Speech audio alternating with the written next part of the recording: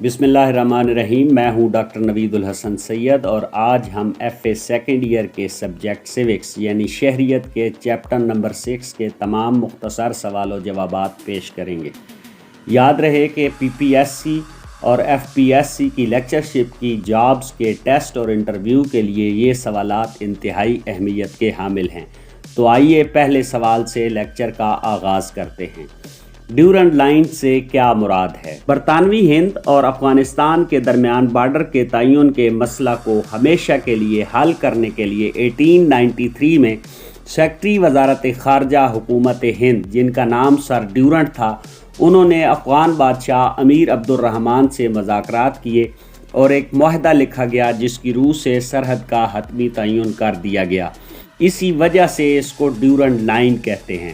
سوال نمبر 2، معاشی و معاشرتی کونسل کون سے فرائض سر انجام دیتی ہے؟ سب سے پہلے جان لیں کہ معاشی و معاشرتی کونسل یونائٹڈ نیشنز آرگنائزیشن کے 6 بنیادی اداروں میں سے ایک اہم ادارہ ہے، جس کے فرائض میں دنیا بھر کے عوام کے حقوق، بالخصوص معاشی اور معاشرتی حقوق کی فراہمی کرنا ہے، انسانوں کے معیار زندگی کو بلند کرنا اور معاشی و معاشرتی ترقی کی کوشش کرنا، بین الاقوامی سطح پر تعلیمی، سائنسی اور ثقافتی شعبوں میں تعاون کی فضا پیدا کرنا، بے روزگاری، غربت اور بیماری کو دور کرنے کے لیے منصوبہ بندی کرنا۔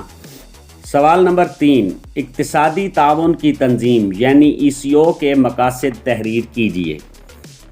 اکنامک کوآپریشن آرگنائزیشن کے مقاصد درج ذیل ہیں: معاشی، تکنیکی اور ثقافتی میدانوں میں تعاون کرنا، علاقائی سطح پر معاشی اور تجارتی منصوبوں پر عمل درآمد کرنا، باہمی امداد کے ساتھ ترقی کی منازل طے کرنا، تجارتی شعبوں میں ایک دوسرے کو سہولیات مہیا کرنا۔ سوال نمبر 4، پاکستان اور ایران کے درمیان سرحدی سمجھوتا کب ہوا؟ برطانوی ہند اور ایران کے درمیان سرحد کا تعین نہ ہو سکا تھا، تنازعات چلے آ رہے تھے کہ پاکستان معرض وجود میں آ گیا۔ حد بندی کمیشن تشکیل دیا گیا اور 1956 میں ایک معاہدہ طے پا گیا۔ بعض علاقوں پر پاکستان نے اپنا دعویٰ ظاہر کیا جو ایران کے قبضے میں چلے آ رہے تھے، ایران نے وہ علاقے واگزار کر دیے۔ 830 کلومیٹر لمبی سرحد کے حوالے سے معاہدہ لکھ دیا گیا۔ اس طرح تعلقات کا بہت اچھا آغاز ہوا۔ سوال نمبر 5، انڈس واٹر ٹریٹی یعنی سندھ طاس معاہدے سے کیا مراد ہے؟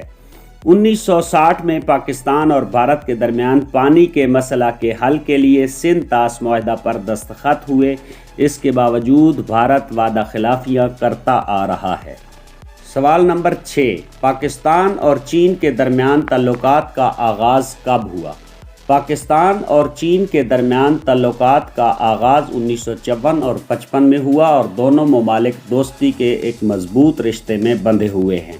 تاریخ کے مختلف ادوار میں یہ دوستی مضبوط سے مضبوط تر ہوتی چلی گئی۔ سوال نمبر 7، پاکستان کی خارجہ پالیسی آزاد اور خود مختار کیوں ہے؟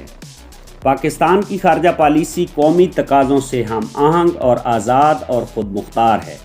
مملکت کی سالمیت، معاشی خوشحالی اور نظریاتی اور جغرافیائی سرحدوں کی حفاظت کو سامنے رکھتے ہوئے پالیسی تشکیل دی گئی ہے۔ پالیسی کی تیاریوں میں قومی امنگوں اور وقار کا دھیان رکھا گیا ہے، اس لیے پاکستان کی خارجہ پالیسی آزاد اور خود مختار ہے۔ سوال نمبر 8، ریاست جموں و کشمیر کی آزادی کے لیے پاکستان کا کیا کردار ہے؟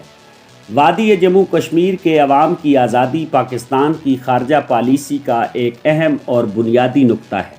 کشمیری عوام پاکستان سے الحاق چاہتے ہیں اور بھارتی تسلط کے خلاف سالہ سال سے جدوجہد میں مصروف ہیں۔ پاکستان کشمیریوں کی سفارتی، سیاسی اور اخلاقی امداد کر رہا ہے اور چاہتا ہے کہ کشمیری عوام اپنے مستقبل کا فیصلہ اپنی مرضی سے کریں۔ کشمیر ہماری خارجہ پالیسی کا مرکزی پوائنٹ ہے۔ حکومت پاکستان دنیا بھر کی قوموں کو کشمیریوں کے حق خود ارادیت کی حمایت کے لیے آمادہ کرنے میں مصروف ہے۔ پاکستان کے لیے دوسرے ممالک کی دوستی پرکھنے کا معیار مسئلہ کشمیر ہی ہے۔ سوال نمبر 9، ورلڈ ٹریڈ سینٹر کا واقعہ کب اور کہاں رونما ہوا؟ ورلڈ ٹریڈ سینٹر کا واقعہ 11 ستمبر 2001 کو امریکہ کے شہر نیو یارک میں رونما ہوا۔ اور اس ضمن میں امریکہ نے افغانستان پر حملہ کر دیا، افغانستان میں طالبان کی حکومت ختم کر دی گئی اور وہاں نئی حکومت قائم ہو گئی۔ آج کے لیکچر کا آخری سوال یعنی سوال نمبر 10، اقوام متحدہ کے قیام کے کیا مقاصد ہیں؟ اقوام متحدہ بین الاقوامی امن کا قیام چاہتی ہے، دنیا بھر میں امن قائم کرنا اور ایسی فضا پیدا کرنا کہ قوموں کے درمیان جنگ کی نوبت نہ آئے۔ اقوام متحدہ سرگرم ہے کہ دنیا بھر میں معاشی اور معاشرتی تعاون کو بڑھایا جائے۔ انصاف کی فراہمی کے لیے بھی اقوام متحدہ کوشاں ہے۔ تمام انسانی مسائل کا حل کرنا بھی اقوام متحدہ کے مقاصد میں سے ایک مقصد ہے۔ دنیا بھر میں ترقی پذیر اور پسماندہ ممالک کے عوام کے مسائل کو حل کرنے کے لیے خصوصی کوششیں کرنا، مہاجرین کی آباد کاری، نئی نسل کی تعلیم، صحت اور بہبود کے لیے اقدامات اٹھانا اور محکوم قوموں کی آزادی و خود مختاری کے لیے جدوجہد کرنا۔ If you people have any question or any type of confusion, please ask in the comment box. Thank you so much.